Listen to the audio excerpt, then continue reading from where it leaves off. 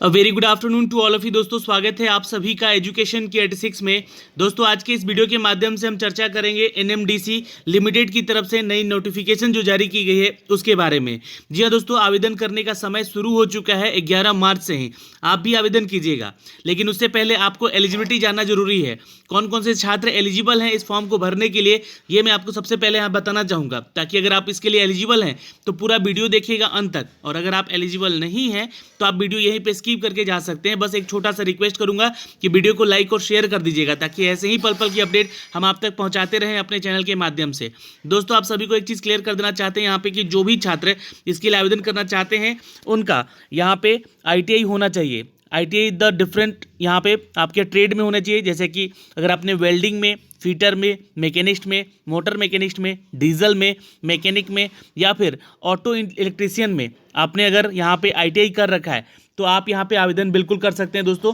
इसके अलावा दोस्तों अगर आप यहाँ पे डिप्लोमा कर रखे हैं इन द मैकेनिकल इंजीनियरिंग तो आप भी आवेदन कर सकते हैं। यहाँ पे बिल्कुल सही सुना आपने, अगर आपने डिप्लोमा कर रखा है मैकेनिकल इंजीनियरिंग में तो आप आवेदन कर सकते हैं, लेकिन आपके पास हैवी व्हीकल ड्राइविंग लाइसेंस होना चाहिए।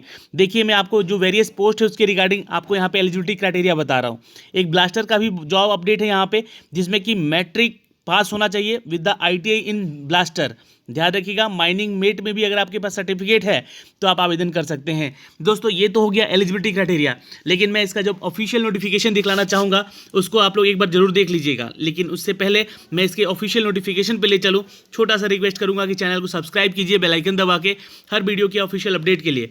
दोस्तों उत्तर प्रदेश में निकाली गई है लगभग 15,000 की वैकेंसी, जिसके लिए आप अगर बिहार से हैं, बंगाल से हैं, मध्य प्रदेश से हैं, झारखंड से हैं तो भी आप यहाँ पे आवेदन कर सकते हैं। शिक्षक की बहाली की भर्ती है, लेकिन क्या क्या एलिजिबिलिटी क्राइटेरिया है ये वीडियो देखने पर ही समझ में आएगा, तो वीडियो को ज़रूर देखिएगा। इनफैक्ट यही नहीं दोस्तों, आप सभी को बता देना चाहते हैं कि बिहार में भी एक वैकेंसी निकाली गई है LDC की, मात्र 2424 पदों की वैकेंसी है यहाँ पे, और इस वैकेंसीज के लिए 12वीं पास छात्र भी आवेदन करेगा, लेकिन कंप्यूटर का भी नॉलेज होना जरूरी है आपके पास टाइपिंग को लेकर।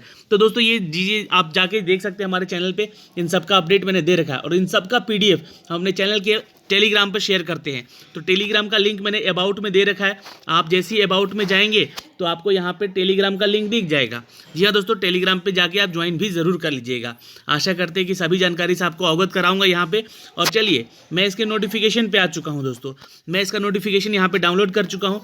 ये आप देख सकते हैं यहाँ पे जो डिफरेंट ट्रेड्स निकाले गए हैं दोस्तों, इन सभी में कौन कौन से पोस्ट अवेलेबल हैं। तो पहला यहाँ पे बात करें फील्ड अटेंडेंट की, जहाँ पे टोटल दोस्तों यहाँ पे देख सकते हैं टोटल वैकेंसी 65 है, 35 यहाँ पे है और 30 यहाँ पे है। जी दोस्तों ये आपको बता देना चाहते हैं कि यहाँ वैकेंसी है मिडिल पास छात्र के लिए, यानी कि 8वीं पास है आप अगर और ITI कर रखा है तो you can apply for the post. ठीक है, ये ध्यान रखेंगे, ITI पास होना चाहिए, मिडिल पास यानी कि 10th भी आपका होना चाहिए, ध्यान रखिएगा, या 8वीं पास भी चलेगा। दोस्तों मेंटेनेंस असिस्टेंट का भी पोस्ट है यहाँ पे एज ए ट्रेनी, तो आप आवेदन कर सकते हैं। यहाँ पे टोटल वैकेंसी की बात कर ले तो 76 यहाँ पे, 72 यहाँ पे, यानी कि टोटल 148 पदों की वैकेंसी है।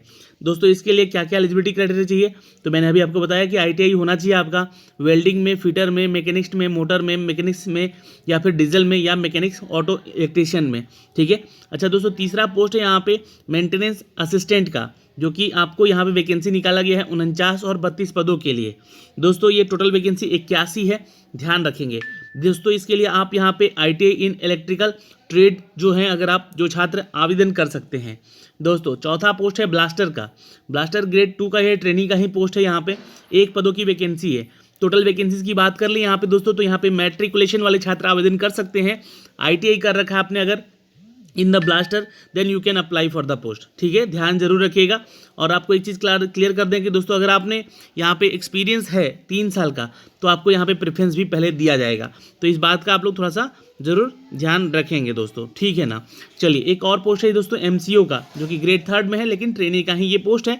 9 पदों की टोटल वैकेंसी है। तो दोस्तों इसके लिए 3 साल का जो डिप्लोमा कर रखा है छात्र मैकेनिकल में और उनके पास है heavy vehicle driving licence, then he can apply for the post. तो यहाँ पे ये टोटल वैकेंसीज़ के बारे में तो अपडेट दे दिया हमने। आप इसको लिए आवेदन अगर योग्य हैं तो आवेदन आशा करते हैं ज़रूर करेंगे।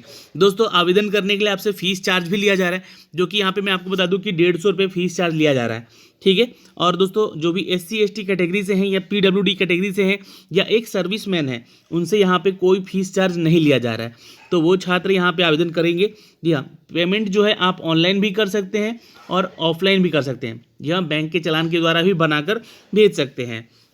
दोस्तों आवेदन करने की जो तिथि है ये आपको यहाँ पे मेंशन किया गया है। जी हाँ, 11 मार्च से लेकर आप 31 मार्च तक इसके लिए आवेदन कर सकते हैं। बिल्कुल यहाँ पे मेंशन किया गया है ऑनलाइन के लिए।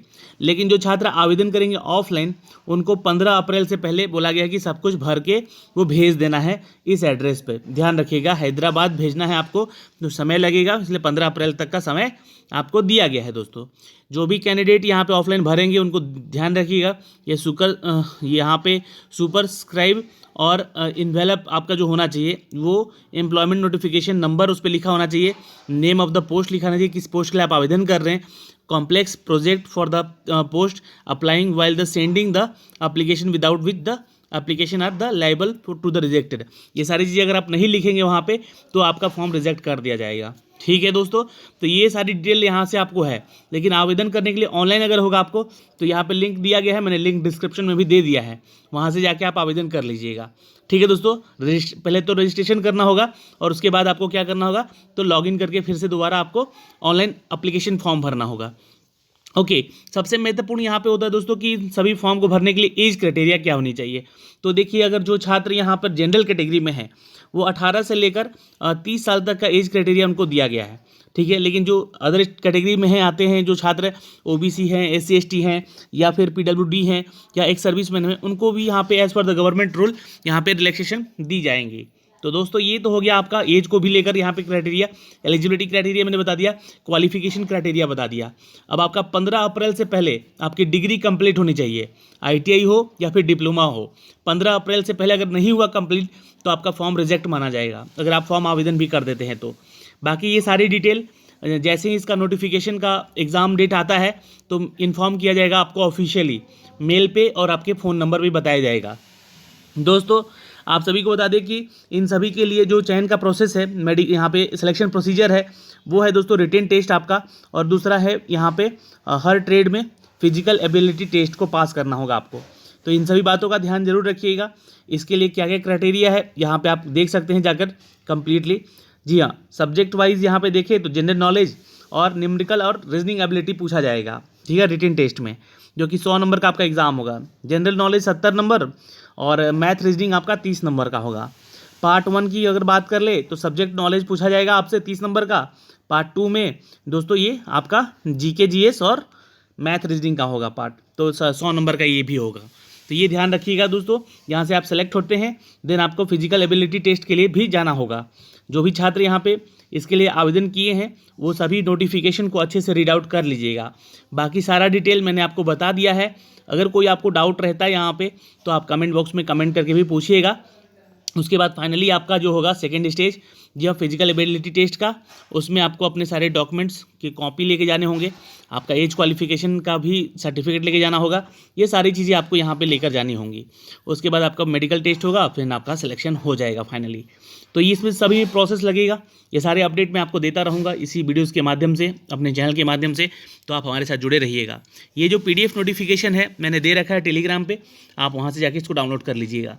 दोस्तों बाकी सारी डिटेल के लिए आप कमेंट भी कर सकते हैं, और बाकी सारे डिटेल के लिए आप डिस्क्रिप्शन में सारा डिटेल जाके चेक भी कर सकते हैं।